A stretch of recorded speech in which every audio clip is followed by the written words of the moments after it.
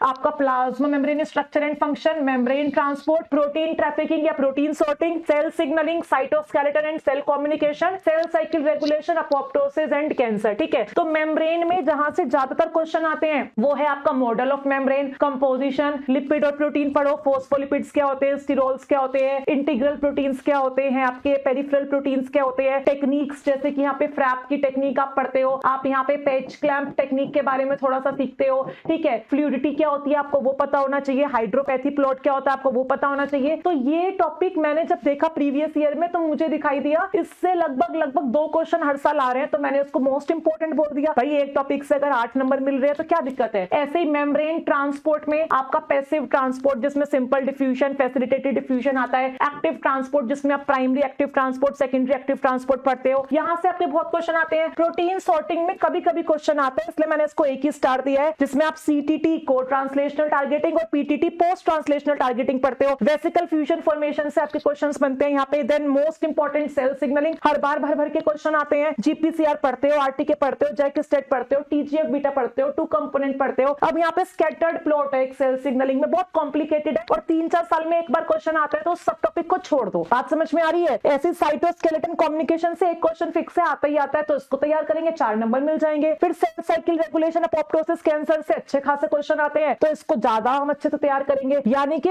इन topic को जिसपे हमने ज्यादा स्टार मार्क करे हैं, यहाँ से हर साल ही क्वेश्चन आता है, वो भी अच्छे नंबर में। तो इनको तो हमें साइड में रखना ही नहीं है, इनको तो तैयार करना ही करना है। उसके बाद जो थोड़े कम इंपॉर्टेंट है उसके ऊपर फोकस करेंगे और जो बहुत रेयरली आते हैं उसको छोड़ देंगे।